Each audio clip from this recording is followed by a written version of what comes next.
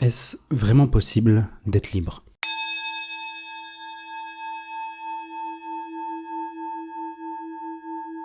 J'ai eu la chance d'être contraint à commencer ma vie assez jeune. J'étais beau, puissant, assez respecté, j'ai gagné bien ma vie. Je bossais dur et savais que l'école ne m'aiderait pas à atteindre mes objectifs. Quel objectif? Je ne savais pas vraiment. Après tout, c'est pas comme si quelqu'un nous aidait à trouver notre voie. J'ai compris que le travail paie. Et mon environnement à ce moment-là ne m'encourageait pas vraiment à penser autrement. Et proposait même des alternatives qui marchaient vraiment. La tête pleine de rêves, j'avais donc deux choix à faire. Partir dans le salariat, ce que je m'étais promis de ne jamais faire, par réflexe quasi instinctif, mais c'était une voie plus sûre, et pourrait me convenir en vue des nouveaux modèles qu'on nous présentait. Ou prendre le chemin mystérieux et de tenter de me frayer un passage dans l'entrepreneuriat, à une époque où peu de choses étaient documentées, où beaucoup retenaient de l'information pour en vivre. J'ai donc choisi une voie entre les deux, une sorte de mix. Je me suis laissé 1 an pour apprendre de ceux que je pensais être les meilleurs en France, puis je montrais mon projet. Mais au fond de moi, je le savais, j'avais fait un pacte avec le diable. Et ce pacte m'aura enchaîné pendant 5 ans, contrairement aux 1 an initiaux dont je m'étais promis de faire. Comme dirait l'autre, à qui troque sa liberté pour sa sécurité ne mérite ni l'une ni l'autre. Les premiers signes d'alerte furent la prise de poids, la négligence de ma santé, la caféine à des heures impossibles, la cigarette pour décompresser, puis le Covid est arrivé et le monde s'est arrêté. Et seul avec moi-même, le constat était dur à avaler, et ça a empiré. Je me suis fait virer, ou plutôt j'ai attendu qu'on me vire, passer de boîte en boîte, en sachant très bien que c'était mort d'avance. On peut pas m'en vouloir. Après tout, je venais de sacrifier 5 ans de ma vie pour une chimère.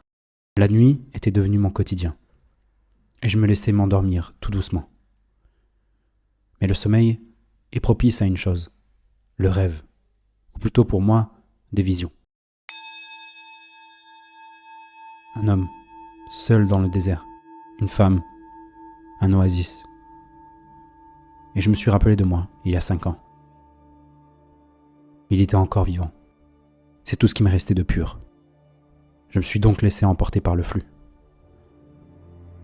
Et c'est là que j'ai vu le désert, les chaînes qui me retenaient d'avancer, reliées au loin à l'homme que je voulais devenir. Et c'est en sentant le poids des chaînes d'un côté de mon corps que je l'ai vu. L'enfant que j'étais. J'étais à la croisée des chemins. Il a fallu que je vive tout ça pour en arriver là, ou j'ai toujours évité ce moment jusqu'à présent. Je le savais, aucun retour en arrière n'était possible. Derrière moi, le feu ardent de ma dépression me poussait vers l'océan inconnu de possibilités, alors j'ai pris ce que j'avais dans un sac à dos et décidé de marcher. Après tout, je n'avais plus rien à perdre et surtout, plus rien à prendre là où j'étais. J'ai donc entrepris de traverser le Maroc à pied, avec une idée simple, rejoindre le désert. Si je devais mourir pendant le voyage, je l'accepterais. Si j'en revenais vivant, le message serait clair. Et je t'ai tout documenté. C'est la première vidéo de ma chaîne YouTube et c'est là que tout a commencé pour moi. Rien ne s'est passé comme prévu. Mais paradoxalement, tout s'est très bien passé. Et je suis revenu avec un seul enseignement. Dieu est grand. J'essaie d'obtenir du coup ce que j'ai toujours voulu, la liberté. Si on définit la liberté comme l'addition de l'autonomie et de l'indépendance, alors c'est faire ce que tu veux, quand tu veux, où tu veux, avec qui tu veux. C'est mon projet. Et je l'ai appelé le projet Ouria. Alors voici mon but avec toutes ces vidéos. Conquérir ma liberté, partager la vérité de ce monde pour mourir en homme de Dieu et accomplir, je crois, la mission qui m'a été donnée. Je suis un aspirant de la sagesse et voici ce qui s'est passé dans ma vie cette semaine. Salut tout le monde, du coup on fait le bilan de la semaine. Je suis extrêmement fatigué et la qualité ne sera pas ouf pour cette semaine et je sais que je suis en retard de 2 jours. Vraiment désolé pour le coup. En fait le problème c'est que j'étais en France pour les papiers de ma femme pour qu'on puisse se marier de manière légale au Maroc et en France. Et ça a pris pas mal de temps. Et pour être honnête avec vous, ça s'est plutôt mal passé. Les papiers tout ça je les ai, il n'y a aucun souci. Mais voilà, ça s'est plutôt mal passé d'un point de vue perso avec... voilà, je vais pas en parler, mais bon, voilà, en gros, ça s'est plutôt mal passé. J'ai vu mes amis, ça par contre, ça m'a fait extrêmement plaisir dans mes potes. Mais voilà, en gros, dans l'idée, cette semaine, j'ai pas bossé. Je me suis pris une semaine de vacances. Je fais un topo là-dessus, quoi. J'essaie de tout condenser en fonction de ce que ça me vient. Parce que là, je vous avoue, j'ai pas beaucoup dormi. Du fait de ce que je vous raconte, en gros, ça fait que j'ai pas beaucoup dormi. Ça m'a empêché de dormir beaucoup.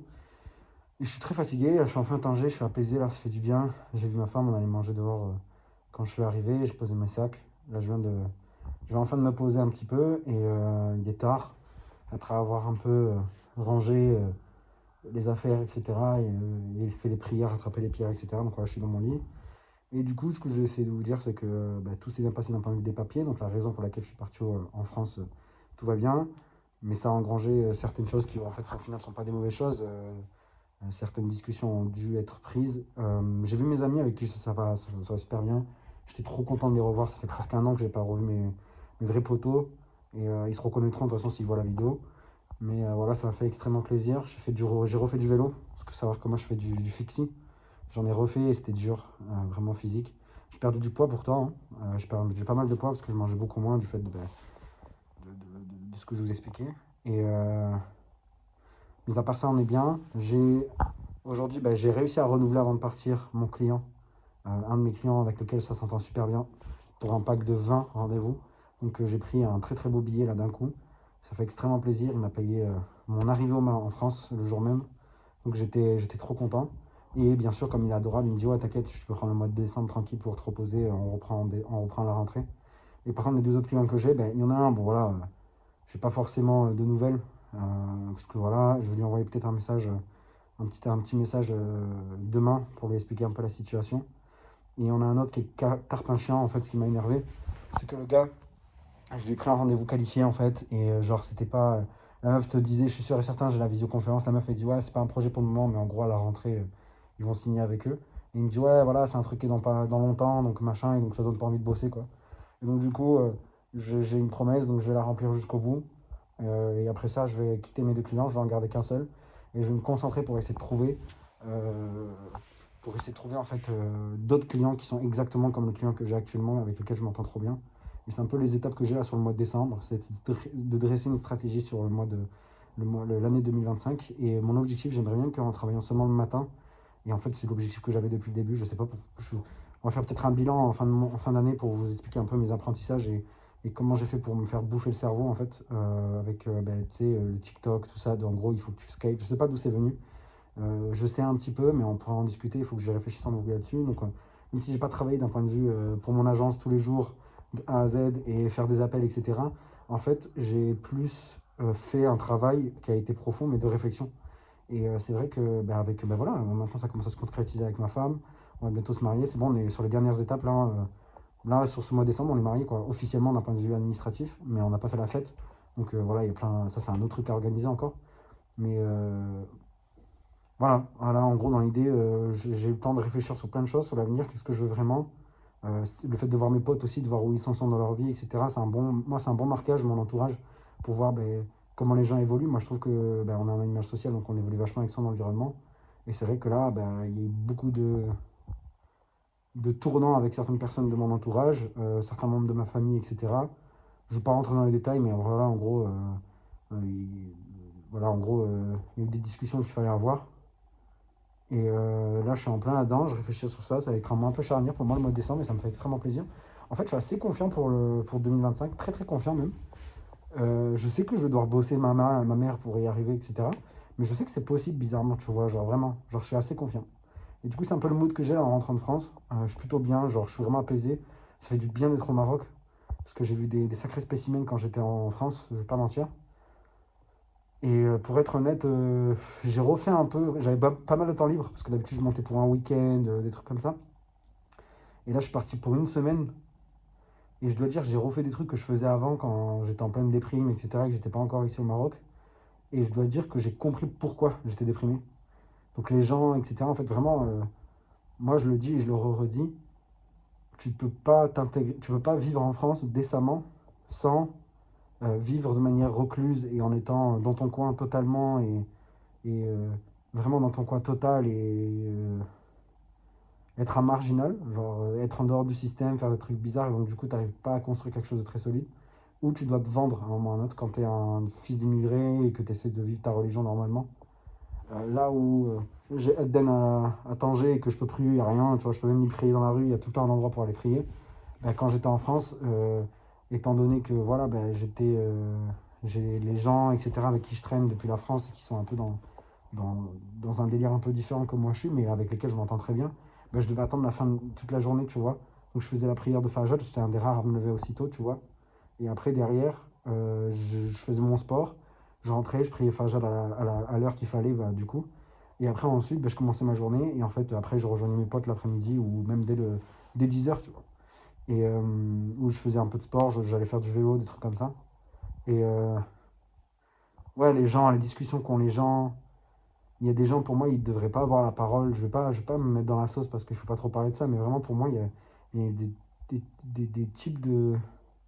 Il y a des personnes en fait, je trouve qu'en France, on donne trop la parole à des gens qui ne devraient pas l'avoir, pour la simple et bonne raison que soit ils sont pas en bonne santé, et sur ça, vous mettez ce que vous voulez. Moi, je trouve qu'il y a des gens, ils sont pas de leçons à donner quand, en fait, leur moteur de vie, donc c'est-à-dire leur corps, est totalement malade, et ils leur demandent tout simplement d'arrêter le comportement malsain qu'ils essaient de lui faire entrer, ou qui ont des comportements totalement lâches, tu vois. Pour moi, ces gens-là, ils n'ont pas le droit de parole, ils n'ont même pas le droit de voter pour moi. Et alors, c'est très subjectif, hein, vous allez me dire, t'as un malade mental, tu peux pas. Moi, c'est le monde dans lequel je vis. Euh, alors, il y a beaucoup d'injustices, mais le monde est injuste, quoi. En fait, il faut l'accepter. Mais moi, je suis pas de l'avis de laisser la parole à des gens qui peuvent même pas lever qui peuvent même pas lever leur poids en deadlift, tu vois. C'est une honte, tu vois. Vraiment, c'est une honte pour moi. Tu peux pas parler si tu peux pas faire ça. Et d'autant plus si t'es un homme en plus. Et donc, je voyais des comportements, vraiment des trucs de fou. Je voyais des espèces de spécimens, des Pokémon rares dans la rue. Je voyais des choses qui étaient vraiment dures. Et après, en fait, avec le recul de maintenant que je vis au Maroc, qui est une société beaucoup plus saine, sans doute beaucoup plus traditionnaliste, et du fait de ce fait beaucoup plus unie, etc., et qui laisse moins passer les choses, bah, quand je suis en France, je vois en fait le vice des gens et de l'hypocrisie qu'ils ont dans leur discours quand ils parlent. Où en gros, c'est t'es faible, tu peux pas te permettre d'être. T'es un faiblard en fait, tu peux pas te permettre d'être un mec fort et d'imposer en fait quand quelqu'un te manque de respect, de le gifler pour le mettre au sol, tu vois. Moi je sais que j'ai cette capacité, je sais que je peux coucher des gens, je me suis fait coucher plein de fois aussi, donc je veux dire, j'ai pas peur d'aller à l'affront et j'ai jamais évité une bagarre, tu vois. Et il y a des gens qui vont te sortir, ouais, mais tout, la violence ne résout rien, parce qu'en fait, ils ont pas la capacité de faire appliquer leur violence, tu vois. Ils sont agressés dans la rue, ils ferment leur gueule. Alors que, et c'est souvent ces gens-là d'ailleurs qui sont agressés et qui vont te tenir le même discours de ouais, machin, ouais, la violence ne résout rien, alors que les gars dans la rue, ils se font marcher dessus et ils ferment leur gueule, tu vois. Moi, ça m'est jamais arrivé, ça, perso. Et parce que je sais que j'ai la capacité à aller au bout, tu vois. S'il faut se battre, on se bat, tu vois. Genre, j'ai pas vraiment peur de ça, tu vois. Et, euh, et je trouve que la France, elle permet à ce type de population qui ont des. En fait, on dit à la France, mais non, mais c'est pas grave, tu vois, genre si t'es faible, tu vois. Et moi, j'apprécie pas ça. Ici, c'est peut-être le cas, hein, genre, pour plein de choses, tu vois. Il y a des franges de la population qui ont cette mentalité au Maroc, tu vois, genre ce qu'on appelle les Kilimi, toute cette frange de la population qui est un peu aisée et qui est en fait un modèle occidental, et donc du coup, de ouais, c'est ok d'être faible, tu vois. Et en fait, ben, les Marocains, les vrais, ils leur mettent des gifles, tu vois. C'est genre, enfin, mentalement, tu vois, ils se foutent de leur gueule, etc. Et donc, du coup, ben, il y a une haine peut-être des Marocains de ces gens-là qui ont en fait le pouvoir économique. Du coup, ils partent et disent, ouais, le Maroc, c'est des fils de pute. Et du coup, ils font des dingueries à l'étranger. Et c'est pour ça que très souvent, les Marocains, ils ont une réputation à l'étranger d'être les filles, c'est des filles faciles, et les garçons, c'est souvent des homosexuels, tu vois. Parce qu'en fait, ces gens qui partent, qui quittent le Maroc, c'est souvent en fait les faibles de ce pays, tu vois. C'est pas eux qui vont. Enfin, je veux dire, entre moi et toi, les gens qui parlent mal du Maroc en dehors du Maroc ou même qui ont des comportements bizarres en dehors du Maroc, c'est pas des gens avec qui tu te retrouves dans une tranchée et tu as envie de l'avoir à côté de toi, tu vois.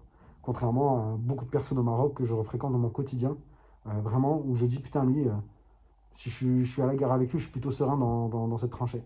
Et je trouve qu'en France, il y a beaucoup de lâches, malheureusement, alors que c'est un pays qui avait une paire de burnes, mais qui était monstrueuse. Et elle est toujours là, hein. Je suis pas en train de dire que tous les Français, c'est des lâches. Au contraire, je pense qu'il y a un truc qui est en train de reprendre. Là, tout doucement, les gens reprennent un peu. En fait, je pense qu'il y a beaucoup de mecs qui se rendent compte qu'en fait, euh, ils se sont fait marcher dessus trop longtemps. Et pour une logique de, souvent en plus de ça, avoir accès aux filles, vont être la complaisance, etc. Et au final, ils ont rien, tu vois. Et ils se rendent bien compte qu'en fait, on leur a menti. Et là, ils commencent à se réveiller. Ils se disent non, en fait, être blanc, c'est stylé. Être, euh, être, euh, être français, c'est stylé. Et moi, j'aime plutôt bien ça.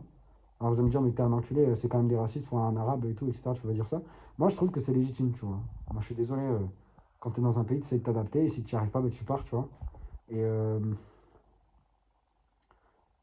voilà, c'est dommage. En fait, je trouve en France aujourd'hui, il y a un jeu malsain entre. cette frange de la population un peu qui est considérée comme les racistes, qui veulent les FN et qui veulent une France française, et une France qui est trop laxiste, qui en fait n'a pas de burne, et ou qui sont trop dans le délire un peu laxiste de ouais, c'est normal d'être faible, et en fait ils se retrouvent face à face, et ça fait un micmac bizarre où t'as des spécimens rares dans les rues, à côté de mecs qui, ça se voit, c'est clairement des fachos, et t'es là, tu fais putain, mais c'est quoi ce pays? Genre, en fait, on peut pas faire un choix à un moment, tu vois. Et c'est trop dommage, genre, parce qu'en fait, ça va péter un moment, je pense. Et je le sens pas du tout, la France. Alors, je pense pas que ça partir en guerre civile. Je pense vraiment pas que les Français ont cette culture-là, et ça leur va pas. Et vraiment, clairement, ils sont plus. Mais je pense qu'il va y avoir de nouveau des trucs genre gilets jaunes, tout ça, vraiment, qui vont éclater de fou. Mais je pense pas que le Français va se réveiller, il va encore se faire latter. Et je pense qu'une bonne, très très grande frange de la population française va se faire latter le cul encore et encore et encore et encore, et ils vont fermer leur gueule jusqu'à que ça pète de temps en temps. Ils vont recevoir une petite miette, comme avec avec les agriculteurs. C'est tout la même chose. Ils sont la corde autour du cou, au final ils crient un peu, ils font chier, on leur donne une miette, ils sont contents, et après ils repartent, tu vois. Et je pense que c'est ça qui va être ça jusqu'au bout, jusqu'à un moment, en fait, ben, ça pourra plus tenir, tu vois. Tu vois, j'en sais rien où ça va aller, mais ça pourra plus tenir, tu vois. Et c'est vrai que voilà, je ne me posais pas de questions, et j'ai compris, en fait, pour des tas de raisons, et plein d'autres, hein, que je pourrais vous en parler, mais j'ai pas envie de dire le fond de ma pensée vraiment profonde, et parce que j'ai peur que ça, en fait, dans 10 ans, je regarde cette vidéo et je dis, oh putain, c'est une dinguerie ce que tu as dit. Mais d'un autre côté, je dis, bon, c'est moi à ce moment-là, à un instant T, donc je vous ai un peu donné ce que je pense. Mais je trouve que voilà, il y a des idées évidentes que tout le monde voit, que tout le monde peut constater, et qui sont interdites en France d'en parler. Euh, je vais pas dire ce que j'ai en tête, hein, de quoi exactement, mais les gens qui me connaissent, ou même tout simplement les gens qui réfléchissent un peu, peuvent se rendre compte de ça. Il y a vraiment clairement des sujets que les Français n'osent pas regarder comme étant euh, comme le monstre dans le coin de la pièce, tu vois, qui est dans l'endroit sombre, on n'ose pas regarder. Alors que c'est clairement là, il faut l'affronter, tu vois. Et je pense que les Français, par peur de perdre de confort, par peur de, par peur d'être ostracisés, n'osent pas dire les termes, tu vois. Alors on les connaît tous, et je pense qu'on en sortirait tous très grandis de se dire les termes. Et moi, je préfère qu'on me dise les termes, ça pète un coup, et qu'on revient à une forme de middle, tu vois, en faisant bien sûr une épuration quand on va en haut, parce que tu sais, en haut, c'est l'affrontement. Donc, du coup, en gros, ce que j'essaie de faire comprendre, c'est que moi, je me suis battu beaucoup dans ma vie avec des gens qui me cassaient les couilles, et une fois après la bagarre, c'est devenu mes potes. Pourquoi? Parce qu'en fait, ils m'énervaient énormément, et je voulais voir si c'était des mecs solides, parce qu'ils me cassaient les couilles, et à un moment, c'est monté, et lui aussi, c'est monté, et en gros, on s'est foutu sur la gueule. Et une fois qu'on s'est foutu sur la gueule, on s'est regardé tous les deux en mode putain, t'as pas lâché, c'est bien, en fait. Genre, c'est pas du zigzag que t'es en train de faire, t'as des convictions profondes, et t'es prêt à te battre pour, donc c'est cool. Maintenant, t'es mon pote, et même si on n'est pas d'accord, tu vois. Et j'ai plein de gens avec lesquels je me suis battu, et c'est devenu des très bons potes à moi. Et je les ai même recroisés là, récemment quand quand j'étais dans ma vie. Et je trouve que le français, il manque de ça. Je pense que le français, en fait, il n'a pas vraiment de conviction. Il sait pas trop ce qu'il veut. Et surtout, il suit beaucoup dans l'idée de penser peut-être être accepté par la masse. Alors qu'en fait, fuck le confort, en fait. Vraiment, fuck le confort, on s'en bat les couilles, genre. Genre, vraiment pour le coup. Si t'aimes pas une chose, tu pars, tu fais, et puis voilà, quoi. Donc voilà, c'est un peu ce que j'ai retenu de mon voyage. Comme vous pouvez voir, je réfléchis beaucoup. En même temps, j'ai eu le temps. J'ai ramené plein de livres avec moi que je vais lire. Et franchement, ça me fait plaisir. J'ai pu voir mes amis vraiment depuis un moment. Et vraiment, en plus, pour eux, ça avance super bien. Je suis trop fier d'eux. Et prochaine étape, bah, faire les papiers pour le mariage. Préparer 2025, bombarder en 2025 et préparer la fête pour le mariage avec ma femme. Donc voilà, je vous souhaite une très bonne semaine. Prenez soin de vous et on se dit à la prochaine. Ciao. Ouais, désolé, du coup, je viens de recevoir. Désolé pour la qualité, vraiment, je m'excuse. Vraiment, vraiment, je suis désolé, mais je suis vraiment trop fatigué. Là, je peux pas faire autrement. Là, je vais juste faire le transfert AirDrop et puis ciao. Mais je me suis rendu compte que j'ai reçu deux nouveaux commentaires et un nouvel abonné. Donc, Steven Anna, merci pour nouvel abonné. Et ensuite, Rom MSR qui me dit: je crois que je viens de découvrir une chaîne incroyable. Ça me va droit au cœur, frérot. Ça me va droit au cœur, putain de merde. Non, je rigole, putain. Non, en vrai, ça me fait plaisir que tu kiffes. Écoute, encore une fois, si tu as envie de commenter, me poser des questions, n'hésite surtout pas. Et enfin, Hackers, comment faire pour se marier uniquement au Maroc entre deux Français et Françaises? Bah écoute, ça va être simple. Juste abonne-toi à la chaîne.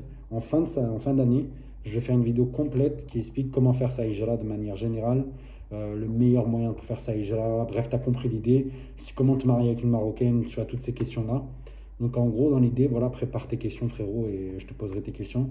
Mais comment faire pour se marier uniquement au Maroc entre deux Français?